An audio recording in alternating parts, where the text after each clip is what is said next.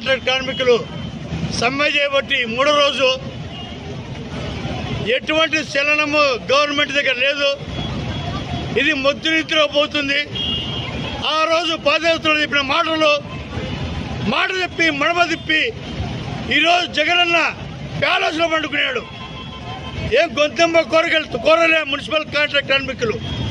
ఆప్కోస్ వద్దు, పర్మనెంట్ ముద్దు అనే నిదానంతో ఈరోజు పనికి తగ్గట్టు వేతనము ఇవ్వాలని చెప్పేసి ఏఐటీసీ ఆధ్వర్యంలో మూడో రోజు సమ్మె చేస్తున్నాం. ఇళ్ళ కడుపు బాధ, ఇళ్ళ కడుపు కొట్ట నీకు కనపడడం లేదా? ఈరోజు ఇంత తొడుస్తున్నా కానీ గొంతెమ్మ కోరడం లేదా? వాళ్ళే మనలో మాన్యాలు అడగడం లే. కనీస వేతనం 26,000 ఇవ్వాలని ఈరోజు వీధుల వెంటనే తిరుగుతున్నారు. ఈరోజు మీరేమో కరోనా టైంలో ఇలా కాళ్ళు కడిగి కన్యాదానం చేసి ఇలా చాలువలు కప్పి ఇళ్లను ఏదో దేవుళ్ళ లెక్క పూజ చేసి మీరు ఆ రోజు చెప్పారు. కానీ ఈరోజు మాత్రం 26,000 అడుగుతుంటే ఏమి పట్టినట్టుగా ఎవరిస్తారు? కాబట్టి ఏఐటీసీ ఒకటే చెప్తుంది, మీరు వెంటనే ఈ కాంట్రాక్ట్ కార్మికులను పర్మనెంట్ చేసి వీరికి పనికి తగ్గట్టు వేతనం 26,000 రూపాయలు ఇవ్వాలని చెప్పేసి లేని పక్షాన ఏఐటీసీ ఆధ్వర్యంలో పెద్ద ఎత్తున ఆందోళనకు పిలుపునిస్తామని చెప్పేసి హెచ్చరిస్తున్నాం. రాష్ట్ర వ్యాప్తంగా అన్ని మున్సిపాలిటీలలో మూడవ రోజు సమ్మె నిర్వహించడం జరుగుతుంది. ముఖ్యంగా రాష్ట్ర ప్రభుత్వము నాడు అధికారంలో లేనప్పుడు పాదయాత్రలో మున్సిపల్ కార్మికులు అనేక ఇబ్బందులు పడుతున్నారు, వారికి ఎంత ఇచ్చినా కూడా తక్కువే అని చెప్పి ప్రచారం చేసి వారితో ఓట్లు వేయించుకొని అధికారంలోకి రావడం జరిగింది. అధికారంలోకి వచ్చిన తర్వాత మున్సిపల్ కార్మికుల సమస్యలు అడిగితే ఏమాత్రం కూడా పట్టించుకోవడం లేదు. జగన్మోహన్ రెడ్డి గారు మున్సిపాలిటీలో పనిచేస్తుండే కార్మికులు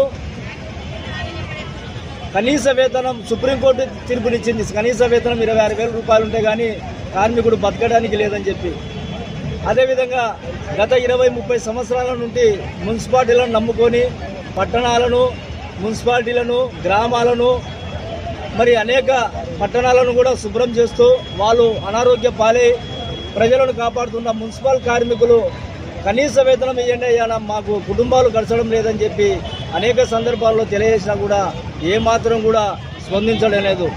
మరి ప్రభుత్వంలో ఉన్న మినిస్టర్లు, మంత్రులు, మరి ముఖ్యమంత్రులు అందరూ కూడా వాళ్ళ జీతాలు లక్షలు పెంచుకుంటారు, కానీ సంపదను సృష్టించి ప్రజల ఆరోగ్యాలను కాపాడుతున్న మున్సిపల్ కార్మికులు కనీస వేతనం 26,000 రూపాయలు ఇవ్వాలంటే ఏమాత్రం కూడా స్పందించడం లేదు. మరి ఏది ఏమైనా కూడా ఇది మూడో రోజు సమ్మె ఉధృతంగా నడుస్తుంది. మరి ఇక్కడ మున్సిపల్ అధికారులు కూడా మేము ఒకటే తెలియజేస్తున్నాము, వారు విధులను బహిష్కరించి వారి సమస్యలను పరిష్కరించాలని చెప్పి మరి సమ్మెలో దిగితే మీరు బయట నుండి తెచ్చి మనుషులను పని చేయించుకోవడం ఇది ఎంతవరకు సమంజసము? మరి ఈరోజు మీరు ఆ ప్రయత్నం విరమించకపోతే రేపటి నుండి వారిని కూడా అడ్డుకునే ప్రయత్నం చేస్తాము. మీరు కేసులు పెట్టుకుంటారా, లేకపోతే భయం జైల్లో పెడతారా, ఏదైనా చేయండి, మా జీవితాలే పోతున్నాయి, మా ప్రాణాలే పోతున్నాయి, మా పిల్లల భవిష్యత్తు పోతుంది అని చెప్పి ఆవేదనలో ఉన్నారు. మరి ఇది కూడా మున్సిపల్ అధికారులు గమనించాలి. ప్రభుత్వం కూడా వెంటనే రాష్ట్ర జేఏసీని పిలిపించి వారి సమస్యలు పరిష్కరించి వాళ్ళు అడిగేటివి మరి వాళ్ళకు పర్మనెంట్ చేసి కనీస వేతనం సుప్రీంకోర్టు తీర్పు ప్రకారం సమాన పనికి సమాన వేతనం 26,000 రూపాయలు ఇవ్వాలని చెప్పి ఏఐటీసీగా డిమాండ్ చేస్తున్నాము. లేకపోతే ఇంకా పెద్ద ఎత్తున అన్ని రాజకీయ పార్టీలను, ట్రేడ్ యూనియన్లను కలుపుకొని ఈ సమ్మెను ఉధృతం చేస్తామని ఈ సందర్భంగా రాష్ట్ర ప్రభుత్వాన్ని హెచ్చరిస్తున్నాం. మేము చేసే పనికి సరైన జీతం అడుగుతున్నామే తప్ప వేరేది అడగలేదు. మాకు 26,000 జీతం ఇవ్వమని అడుగుతున్నాము. చనిపోయిన వారికి ఉద్యోగాలు ఇవ్వమని అడుగుతున్నాము. మా కోరికలు నెరవేర్చేవారే లేరు. పాదయాత్రకు వచ్చినప్పుడు మీ సమస్యలు నేను తీరుస్తాను, నేను మీ వెంట ఉంటానని చెప్పినావు, కానీ ఇంతవరకు నీ స్పందన అనేదే మాకు లేదు. మేము ఎవరికి గుర్తింపు లేము. ఎండ వచ్చినా వాన వచ్చినా తడిచి ఎండకు నెత్తర గూడు కట్టుకొని పని చేస్తుంటే కూడా మమ్మల్ని పట్టించుకునే వాళ్ళు లేదు. వానల కాలము, నాలి కాలువలలో మునిగి నీరు ప్రవహించే కాలువలో మీరు తాగి పని చేస్తున్నా కానీ మమ్మల్ని పట్టించుకునే వాళ్ళు లేరు. మేము అడిగే జీతము మీరు ఇవ్వకున్నారు. మీరు ఇచ్చే జీతము మాకు ఇంటి బాడుగలు కూడా చనిపోవడం లేదు. మా పిల్లలు ఎలా పోషించుకోవాలో కూడా మాకు తెలియడం లేదు. మా మనవి ఆలకించి సహాయం చేయాలని, మా కోరికలు మన్నించమని మాకు మిమ్మల్ని వేడుకుంటున్నాము. కానీ ఇంతవరకు మాకు ఎవరు సహాయం చేసేవారు లేరు. పై నుండి మాకు ఎక్కడి నుంచి జవాబు రావడం లేదు. ఈ పొద్దుకి 3 రోజులు అయ్యింది. మాకు సమస్యలు తీర్చే వరకు మేము పోరాడుతూనే ఉంటాము. మేము న్యాయమైన కోరికలే అడుగుతున్నాం కానీ వేరేటివి అడగడం లేదు. మీరు ఇచ్చే 15,000 జీతము మా ఇంటి పాడికలే లేవు, ఇల్లు లేవు. మేము ఎలా జీవించాలి? పొద్దున 5 గంటల నుంచి రోడ్డు మీద సాయంత్రం 5 గంటల వరకు రోడ్ల మీద జీవించుతున్నాము. మాకు ఇల్లు ఇయ్యారా? జీతం పెంచరా? ఇది న్యాయమేనా? మొన్న వచ్చే వాళ్లకు పెన్ను పట్టుకున్న వాళ్లకు 1,000 జీతం ఇస్తున్నారు. మేము మురికి ముద్ద ఎత్తే వాళ్లకు 15,000 జీతం ఇచ్చి అంత జీతం అంటున్నారు. ఏమైంది? మీరు పెంచిన రేట్లు ఎట్లా ఉన్నాయి? మేము జీవించే జీవితం ఎలా ఉంది?